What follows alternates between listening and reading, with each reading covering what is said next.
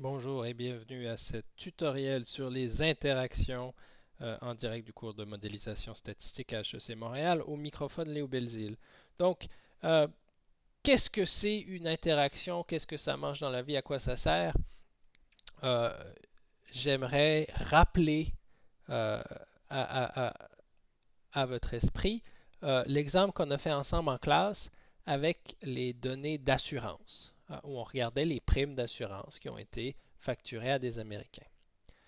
Quand on a fait notre analyse exploratoire, on avait remarqué euh, que pour les non-fumeurs, donc si vous étiez non-fumeur, il semble que la compagnie d'assurance ne chargeait pas, donc chargeait à peu près les mêmes primes, donc il y avait un effet d'autres variables explicatives, l'âge notamment, mais euh, peu importe votre indice de masse corporelle, il n'y avait pas d'augmentation de primes. Par contre, quand on regardait les fumeurs, donc les fumeurs payaient plus pour leur assurance, mais il y a vraiment une démarcation prononcée quand vous tombiez dans la catégorie obèse, telle que définie par l'Organisation mondiale de la santé. Et le fait que euh, le comportement donc obèse, non obèse, dépendait du statut de fumeur, c'est ce qu'on appelle une interaction. Okay? Donc les primes d'assurance sont différentes pour les fumeurs en fonction de leur surpoids, ce qui n'était pas le cas pour les non-fumeurs. Donc les combinaisons des variables explicatives, fumeur, non-fumeur, obèse, non-obèse, affectent la variable réponse différemment. Dans le modèle classique, il y a un effet pour tout le monde, toutes choses étant égales par ailleurs, de fumeur. Donc vous auriez, on dirait vraiment, OK, vous êtes fumeur, vous payez 10 000 de plus, vous êtes obèse, vous payez tant de plus. Or, ce n'était pas le cas ici pour les non-fumeurs. Donc on dit qu'il y a interaction et que deux variables explicatives interagissent sur la réponse quand l'effet d'une des variables dépend de la valeur de l'autre et vice-versa. Donc, on va considérer des données fictives. Donc, c'est la même mise en situation que pour les données euh, d'intention d'achat. Là, on a généré des nouvelles observations pour vous montrer qu'est-ce qui se passe. Donc, supposons qu'on fait un exemple simple. Je considère deux variables. Une variable explicative qui est continue, qui est le temps de fixation de la publicité, et le sexe de la personne. Donc, 1 pour les femmes et 0 ici pour les hommes. Donc, j'ajuste ce modèle et j'obtiens ces coefficients. Donc ça, c'est le modèle sans interaction. Et qu'est-ce que ce modèle représente là? Ben, si vous pensez à l'interprétation du coefficient de fixation ici, le coefficient est de 1,75. Donc pour chaque seconde de fixation de plus, euh, voilà, vous obtenez une intention d'achat moyenne qui est 1,75 points plus élevée. Euh, et ça, peu importe votre sexe. OK, donc si je considère plutôt, donc ici, vous avez donc leurs données à l'origine. Donc la constante, c'est leurs données à l'origine. Donc c'est la moyenne des hommes quand le temps de fixation est nul. Et 4,66, c'est le surenchérissement pour la moyenne des femmes.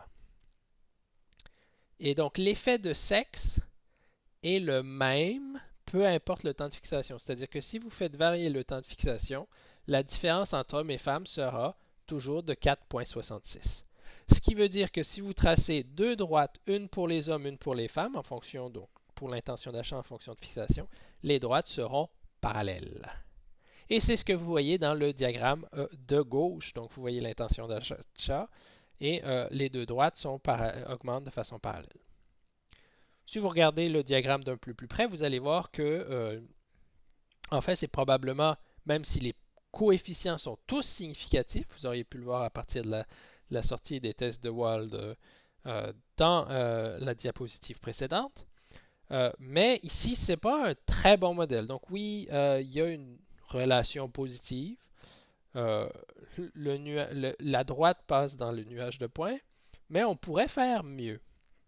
Donc si vous regardez ici les femmes, donc la ligne traitillée avec les cercles, vous voyez en fait que l'ordonnée à l'origine probablement gagnerait à être plus faible et la pente plus prononcée. Donc ici la pente est la même, mais j'aurais tendance à dire que la pente des hommes, en fait l'augmentation moyenne des hommes, Donc, vous voyez, à partir d'un temps de fixation de 2, tous les hommes que vous avez observés sont en dessous de la droite. Et presque toutes les femmes, à l'exception de peut-être 2 ou 3 à partir de 2,5, sont au-dessus. Donc, comme vous avez calculé ici le temps de fixation moyen, on ménage la chèvre et le chou et donc vous tombez un peu à côté de la plaque. Un meilleur modèle, ce serait un dans lequel on aurait évidemment une ordonnée à l'origine qui est différente pour les deux groupes, mais surtout une pente qui est différente. Donc l'effet du temps de fixation dépend du sexe. Donc dans ces données fictives-là, les hommes, leur intention, plus ils regardent la publicité longtemps, moins, donc par rapport aux femmes, leur temps de fixation et leur intention d'achat est moins grande. Okay? Donc les femmes ont une intention d'achat qui augmente plus rapidement. Et rappelez-vous, ces données-là, donc l'intention d'achat est bornée entre 2 et 14. C'est une échelle de Likert, donc c'est des données qui sont discrètes et qu'on a approximées avec une loi continue. Donc notre meilleur modèle, on a dit, c'est un dans lequel les deux pentes sont différentes, une pour les hommes, une pour les femmes. Donc comment est-ce qu'on rajoute ça dans le modèle? Évidemment, je pourrais dire, il y a la pente pour les hommes et la pente pour les femmes. Et donc, ça reviendrait à dire, voilà, il y a une fixation fois homme, fixation fois femme, où homme serait une variable indicatrice, et la somme de homme plus femme, ce serait une colonne de 1. Or, on a dit, on préfère, pour les tests, travailler avec des contrastes, avec de paramétrisation en effet différentiel. Donc ici, je vais garder sexe et fixation, et je vais rajouter une quatrième colonne à ma matrice dans ma matrice de modèle où je vais faire le produit de sexe et fixation. Et donc, ce que vous allez voir, si vous regardez la matrice, vous allez vous retrouver avec des zéros pour les hommes et fixation qui va être encore le même temps pour les femmes, si la ligne correspond à une femme. Ça peut vous sembler farfelu, mais si vous décomposez l'intention d'achat en fonction du sexe, okay? Donc sexe pour les femmes, c'est quoi le modèle? Vous avez remplacé ici sexe par 1, et pour les hommes, sexe égale à 0, donc vous mettez sexe égale à 0, bêta 1 fois 0, ça devient 0, et ainsi de suite. Donc pour les femmes, on obtient l'intention d'achat bêta 0 plus bêta 1, donc l'ordonnée à l'origine des femmes, c'est bêta 0 plus bêta 1, et bêta 1 représente l'effet différentiel entre femmes et hommes. Et vous aurez la même chose pour la pente. Donc bêta 3, ce sera le surenchérissement pour le coefficient de la pente de fixation des femmes par rapport aux hommes. Et le modèle qu'on avait, qui n'avait pas d'interaction, qu'on va appeler un modèle avec effets principaux, c'est le modèle dans lequel bêta 3 égale à 0. Donc bon, si on veut tester dans ce modèle-là s'il y a une interaction, on fixe bêta 3 égale à 0. Quand on parle d'interaction, généralement, il y a deux types d'interactions. Donc, je viens de vous en montrer un. C'est une interaction entre une variable continue et une variable catégorielle.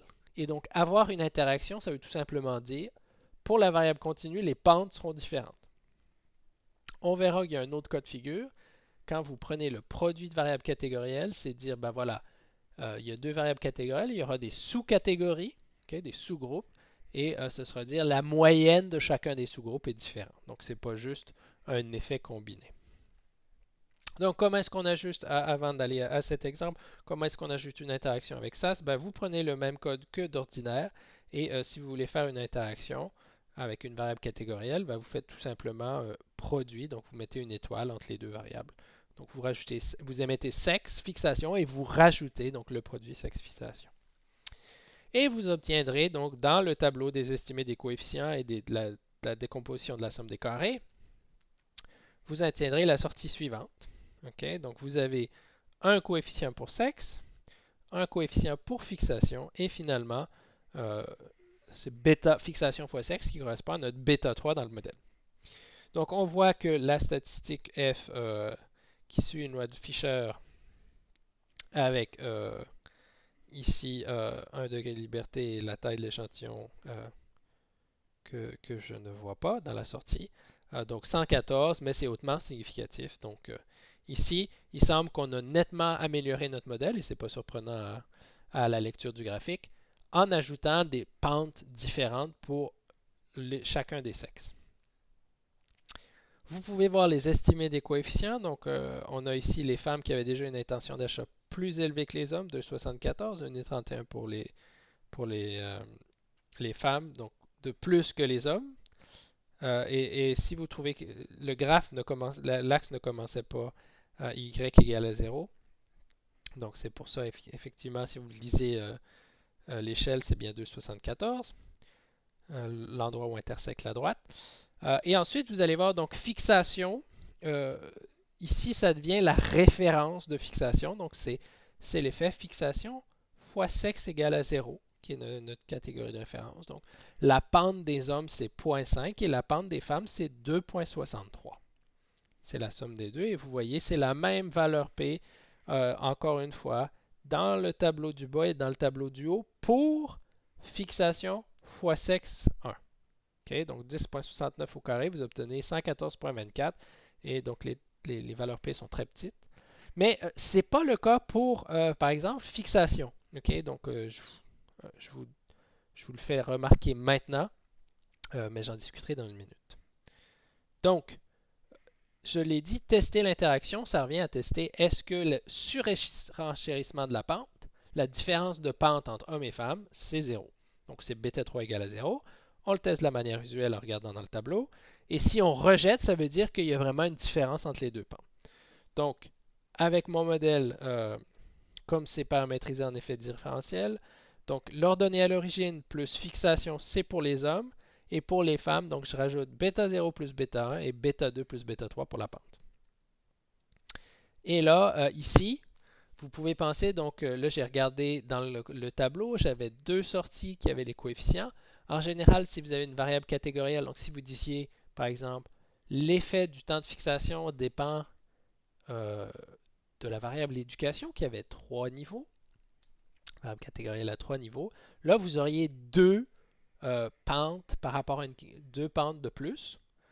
Et donc, il y aurait deux effets différentiels par rapport à une catégorie de référence. Donc, pour tester si l'interaction est significative, vous devriez regarder dans le tableau de la somme, la décomposition de la somme des carrés. Donc, test 3, vous auriez 2 degrés de liberté. Les tests de Wall vous diraient vraiment, par rapport à la catégorie de référence, est-ce que c'est ce surenchérissement-là de la pente pour, par exemple, éducation 1 par rapport à 2 ou éducation 3 par rapport à 1 est significatif. Donc, notre technique, ça c'est vraiment une sortie SAS, mais en général, quand on a des interactions, on ne teste pas pour voir les effets principaux. Donc, si vous pensez au test fixation, donc qu'est-ce que ça veut dire fixation égale à 0? Donc, dans le tableau des coefficients, c'est ce à quoi on s'attendrait, c'est-à-dire c'est le terme β2.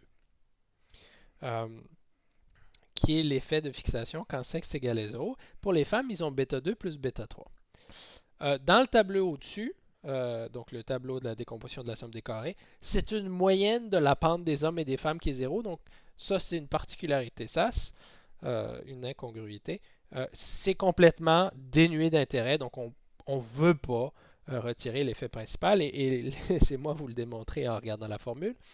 Donc, qu'est-ce qui se passe si vous aviez dit, ah oui, d'accord, fixation est égale à 0, donc j'enlève fixation.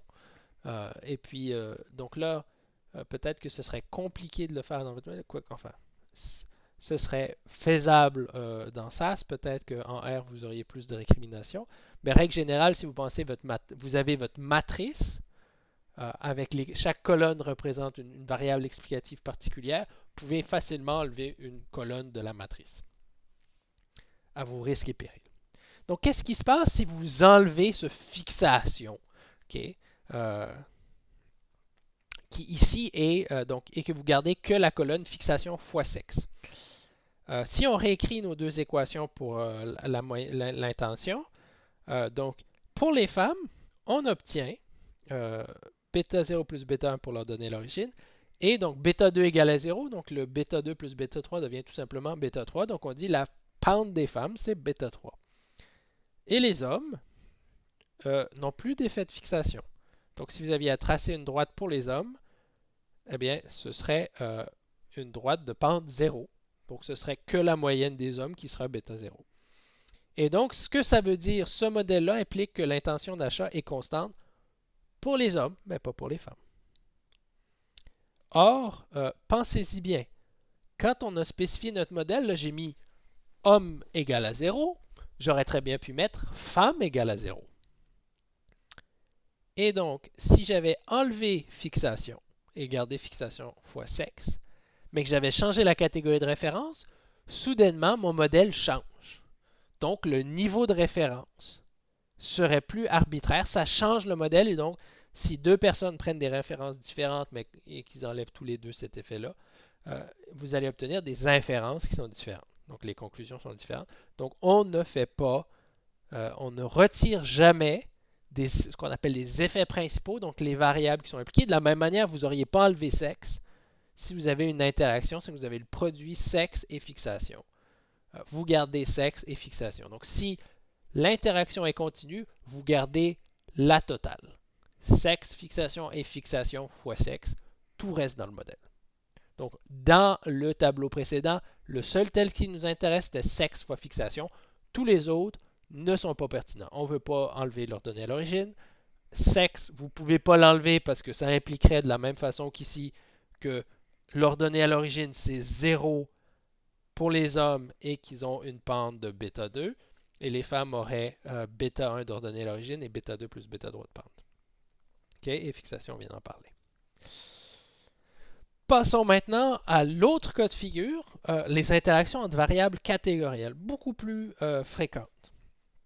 Mais attention, donc une variable continue, c'est merveilleux parce qu'il n'y a qu'un coefficient pour la variable continue. Donc si vous multipliez une variable continue par une variable catégorielle, vous ajoutez, donc si vous aviez k niveau, vous avez k-1 fois 1. Donc vous avez k-1 paramètres additionnels. Pour les variables catégorielles, c'est là que ça se complique. Donc, dans un modèle, la façon de décomposer est la suivante. Donc, quand vous avez une interaction, ça veut dire si vous avez deux variables catégorielles, chaque sous-groupe, chaque sous-catégorie, donc par exemple, vous pensez éducation et revenus, vous avez secondaire, moins de 20 000. Secondaire, 20 000 à 60 000. Secondaire, 60 000 et plus, et ainsi de suite pour chacune des 9 catégories. Donc, chacun des 9 sous-groupes. Le modèle avec interaction, ça veut dire chaque sous-groupe va avoir sa propre moyenne, sachant les autres variables explicatives. Donc, une fois qu'on a ajouté pour les autres variables explicatives, on ajuste un modèle avec une moyenne pour chaque sous-groupe. Donc, repartons du point de départ qui est celui-ci. Dans notre modèle sans interaction, qu'est-ce qu'on a? On a une ordonnée à l'origine, un paramètre. On a, si vous avez une variable catégorielle avec K-1 niveau, par exemple, éducation à 3 niveaux, on rajoute deux paramètres pour éducation. Okay? Donc K-1. Si vous avez une autre variable, par exemple, une variable binaire, vous rajoutez un paramètre. Okay? Donc K2-1. Donc l'interaction ajoute, si vous faites la différence entre le nombre de cellules, donc le nombre de cases dans un tableau de contingence qui vous donne le nombre total de paramètres, avec le modèle avec interaction, vous rajoutez avec l'interaction K1-1 fois K2-2 paramètres. Donc, dans notre exemple avec éducation, par exemple, et revenu, chacun en 3, donc j'aurais 9 paramètres, et je n'en avais que 5 dans le modèle avec effets principaux. Donc, on vient de considérer l'exemple avec une variable catégorielle, une interaction entre une variable catégorielle et une variable continue. Maintenant, on va s'intéresser au cas de deux variables catégorielles, donc les interactions entre variables catégorielles. Si vous pensez à la représentation d'une variable catégorielle, donc les variables catégorielles dans la matrice du modèle, ça va être des colonnes avec des 0 et des 1. Donc, si vous faites le produit d'une colonne 0, 1, dès que vous avez un 0 dans une des deux colonnes, l'entrée du vecteur produit, ça va devenir un 0. Donc, voilà, on va considérer comme exemple nos données d'assurance en fonction d'un facteur obésité. Donc, je vais discrétiser la variable indice de masse corporelle et je vais garder donc le statut fumeur-non-fumeur. Pour faire quelque chose d'un peu plus réaliste, je vais filtrer l'effet de l'âge. Donc, les gens avaient il y avait un effet linéaire fort de l'âge sur les primes d'assurance. Donc, j'enlève ça au préalable en faisant une régression linéaire et puis je regarde ce qui est résiduel et puis j'ai rajouté la moyenne pour qu'on voit ce qui reste une fois qu'on a pris en compte les charges. Pardon, l'âge. Donc, le modèle avec effets principaux, le modèle sans interaction, qu'est-ce que ce serait? Donc ici, je vais discrétiser l'obésité en trois, avec une variable catégorielle à trois niveaux. Obèse 1, obèse 2 et finalement, donc, l'ordonnée à l'origine va inclure la catégorie insuffisance pondérale et personnes de poids normal. Les personnes dont l'IMC est entre 25 et 30, donc c'est la catégorie surpoids selon l'Organisation mondiale de la santé, vont être dans le vecteur avec obèse 1. Donc obèse 1, vous allez avoir un 1 s'ils sont dans cette classe-là et 0 sinon. Et la même chose pour obèse 2, où là, je vais les définir comme étant obèses. Donc type 1, type 2, obèse morbide. Donc mon modèle additif, c'est tout simplement l'ordonnée à l'origine, et donc fumeur, qui est un indicateur binaire, et donc les deux autres indicateurs binaires pour la variable obésité. Donc, qu'est-ce que ça représente, ce modèle-là? Si vous regardez, donc ici, j'ai tracé un diagramme des frais avec des boîtes à moustaches pour vous montrer la répartition des variables. Donc, on note déjà, et ça, on en est conscient à cause de notre analyse exploratoire, que la variabilité est très différente selon la catégorie. Donc, ici, vous voyez, donc les non-fumeurs, il n'y a pas de différence dans les frais selon qu'ils soient obèses ou pas. En revanche, pour les fumeurs, on voit qu'il y a une augmentation importante pour les gens qui sont obèses. Okay, donc, il y a un petit effet pour les gens en surpoids, mais c'est vraiment les obèses qui paient les plus hautes primes. Donc, et ici, l'effet est substantiel. Donc, on remarque ici, dans les boîtes à moustaches, j'ai rajouté un point coloré qui vous donne la moyenne de chacun des 6 groupes. Donc, à gauche, le point est dans la boîte à moustaches. Et le diamant, c'est la prédiction de votre modèle avec effets principaux. Donc, si vous regardez de gauche à droite, qu'est-ce que c'est un modèle sans interaction?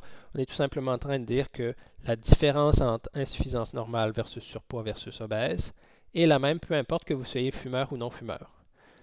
Et ce que ça fait, c'est quand on arrive là où l'interaction se manifeste, hein, donc pour chez les fumeurs, ceux qui sont obèses et ceux qui ne le sont pas, on va se retrouver à sous-estimer les primes payées par les obèses, parce qu'il y a plus de non-fumeurs dans la base de données, donc les estimés sont tirés à la baisse.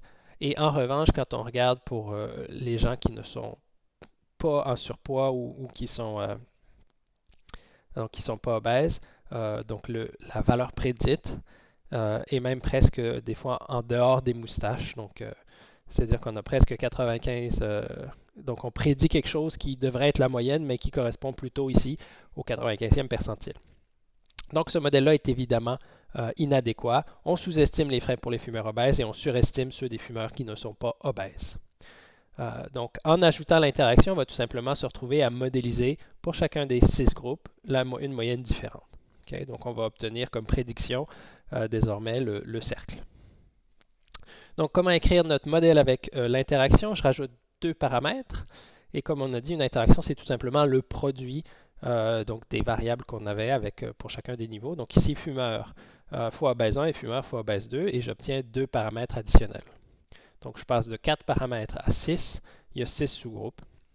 Et chaque combinaison peut être reliée à finalement une moyenne de groupe. Donc, si vous prenez une sous-catégorie, par exemple, non-fumeur IMC inférieur à 25, vous obtenez que c'est bêta 0. Donc, c'est l'ordonnée à l'origine représente la moyenne de ces gens-là.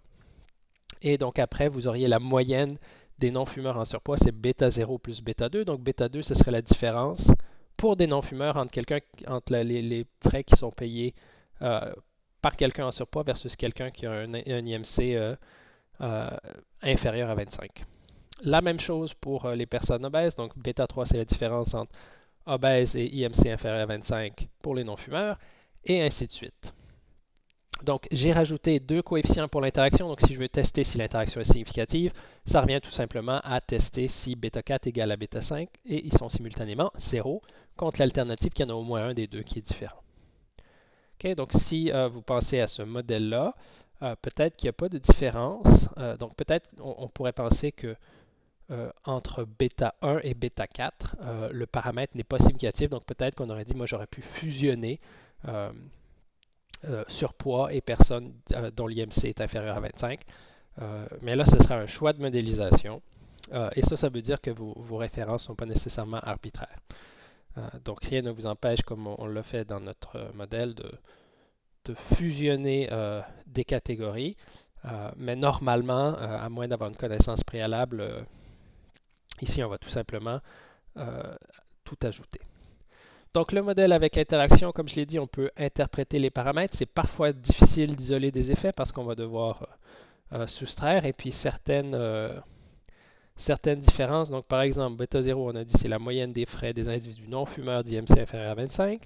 Après, vous avez bêta 1, bêta 2, bêta 3 qui sont des surprimes. Et après, la surprime, donc fumeur en surpoids relative à non-fumeur en surpoids, c'est bêta 1 plus bêta 4. Donc, si vous vouliez isoler bêta 4, ce serait la différence entre la surprime de fumeur surpoids et fumeur IMC inférieur à 25. Okay? Donc, vous soustrayez le bêta 1 plus bêta 4 du bêta 1 pour recouvrir bêta 5, donc, pour retrouver bêta 4. Donc, ça devient plus compliqué à interpréter. Et isoler les coefficients individuels pour les interpréter, c'est parfois plus difficile. Donc, en théorie, là, on a deux variables catégorielles. Rien ne vous empêche d'étendre ce raisonnement-là à plus de variables catégorielles. Donc, par exemple, si vous avez trois variables catégorielles, vous pourriez avoir là, donc les effets principaux. Hein, vous rajoutez chaque variable catégorielle dans le modèle. Après, vous avez des paires. Donc, vous avez les interactions d'ordre 2. Donc, la variable catégorielle 1 avec la 2, la 1 avec la 3, la 2 avec la 3. Et finalement, vous avez le triplet, donc le produit de 1, 2, 3. En pratique, on va rarement dépasser 3 parce que même avec 3, ça devient très rapidement difficile d'interpréter les coefficients. Et surtout, si vous pensez à votre modèle, donc par exemple, vous avez trois variables catégorielles, chacune à 3 niveaux. Donc, vous vous retrouvez avec 27 sous-groupes dont vous voulez foncièrement estimer la moyenne. Et si vous avez d'autres variables continues, ça veut dire estimer la moyenne sachant les autres variables. Mais vous voulez estimer la moyenne de 27 sous-groupes différents. Donc, ce que ça implique, c'est que vous devez avoir au bas mot quelque chose comme 5 observations dans chaque groupe, de manière à avoir une estimation qui est fiable. Et à moins que vous fassiez un plan d'expérience où vous assignez les gens à une catégorie. Donc, si vous voulez le savoir, par exemple, l'effet, vous voulez savoir les intentions de vote ou quelque chose comme ça, là, c'est une variable binaire comme réponse, mais on verra donc la régression logistique, les interactions, c'est la même rengaine. Là, vous pourriez dire peut-être que les intentions de vote, le pourcentage pour les latinos versus les personnes noires versus les personnes asiatiques. Après, vous avez des classes de revenus, vous pouvez avoir un niveau d'éducation et ainsi de suite. Et si vous faites un sondage, il va falloir que vous recueilliez de l'information sur chacun de ces sous-catégories-là. Et donc, s'il y a certaines des sous-catégories qui sont faiblement représentées dans la population et que vous prenez un échantillon aléatoire, c'est très difficile d'avoir une estimation qui est fiable. Okay? Et donc, votre incertitude sera d'autant plus conséquente pour les catégories qui ne sont pas majoritaires. Donc, le principe de base, c'est toujours le même quand on fait des interactions d'ordre supérieur. Par contre, gardez-vous bien de ne pas inclure les termes. Donc, si vous voulez mettre une interaction d'ordre 3, il faut que vous ayez toutes les interactions 2 à 2 dans le modèle pour que ça ait un sens et que ça représente quelque chose. Et évidemment, ici, l'interprétation des coefficients. Donc, on fait vraiment comme je viens de vous le montrer, c'est-à-dire qu'on prend chacune des sous-catégories et on obtient sa moyenne conditionnelle. Donc, pour chacun des sous-groupes. Et après, on peut interpréter l'effet des variables de cette façon-là. Puisqu'évidemment, vous ne pouvez pas maintenir l'interprétation en maintenant toutes les autres variables fixes. Ça marche peut-être si vous avez d'autres variables continues ou binaires qui ne sont pas dans l'interaction. Mais pour les variables dans l'interaction, ça ne fonctionne pas parce que voilà, si la personne est fumeur, elle est fumeur pour chacune des interactions, des termes d'interaction. Euh, Même si vous pourriez être tenté de dire oui, ça fait beaucoup de paramètres, peut-être que je pourrais en enlever à la sauvette en faisant des tests d'hypothèse, ne le faites pas. Donc même si les effets inférieurs d'ordre inférieur ne sont pas significatifs, vous en avez besoin pour interpréter le modèle.